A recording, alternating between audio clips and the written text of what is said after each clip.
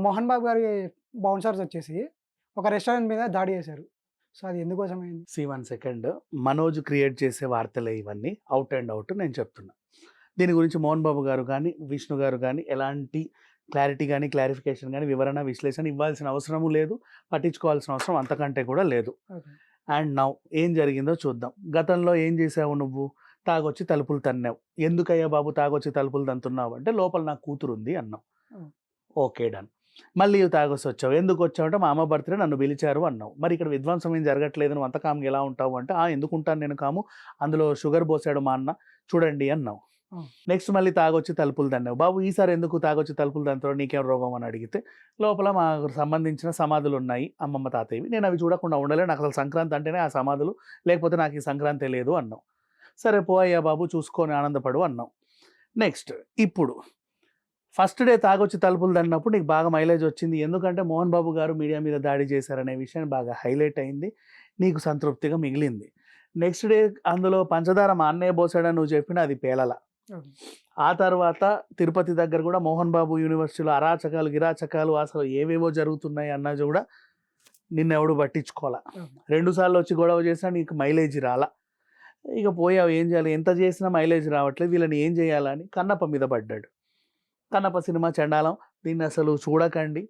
ఈ సినిమాకి అసలు ఇన్ని కోట్ల బడ్జెటే వేస్ట్. ఇది బూడిదలో పోసిన పన్నీరు.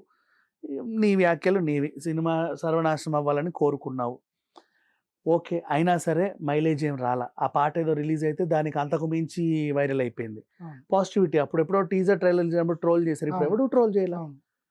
ఎందుకు చేయలేదు? శివుడి పాటబ్బా! దేవుడి పాటను కూడా ట్రోల్ చేస్తారా చేయలేదు. మరీ దారుణంగా? చేయలేరు. ఇంకోటంటే మన యాక్టింగ్ కూడా బాగుంది. పర్ఫార్మెన్స్ ఆ! అవన్నీ హి డిడ్ బాగుందనేసి గుడ్. ఇంత చేసాడు.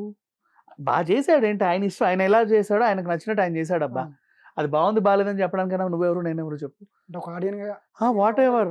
మనకు ఆ సినిమా ఆహ్లాదాన్ని పంచింది. అదే చెప్తున్నా. ఒక ఫ్యాబ్రికేటెడ్ సినిమా అలా ఏవైనా సరే, మనకు ఆనందాన్ని పంచిందా లేదా? That's all. అంతకుమించి ఇంకేమీ చూడాల్సిన అవసరం లేదు. నెక్స్ట్ ఎక్కడ మైలేజ్ రాకపోయేసరికి ఇప్పుడు క్రియేట్ చేయబడిన స్టోరీ చూడు. మోహన్ బాబు యూనివర్సిటీ నుంచి పిల్లలు ఇక ఎక్కడా టీ దొరక్క ఆ హోటల్‌కే ఎళ్లి టీ తాగారు. టీ తాగేవాడు టీ తాగక కప్పు సాసర్ ఎత్తేసాడు.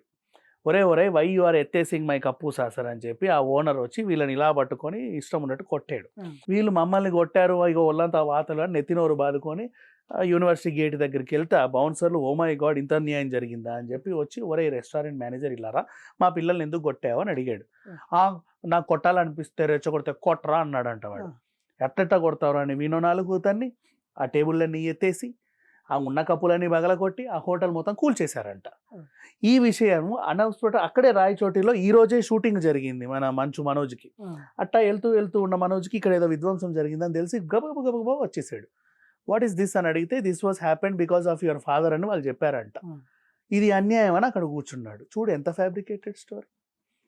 నీకు పెద్దాయన మీద బురద జల్లాలి అనుకుంటే ఏ రకంగానైనా జల్లుకో. ఇప్పుడు నువ్వు చేసే ప్రతీదీ అవన్నీ క్రియేటెడ్ అని తెలుస్తూనే ఉన్నాయి. హ్మ్.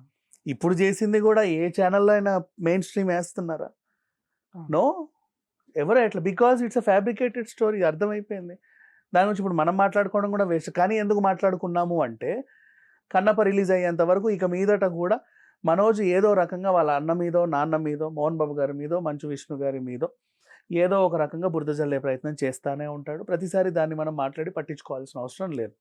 నెక్స్ట్ ఇంకో ఇన్సిడెంట్ జరిగినా కూడా మనం పట్టించుకోవాల్సిన అవసరం లేదు. Because it will be created by him అంతే.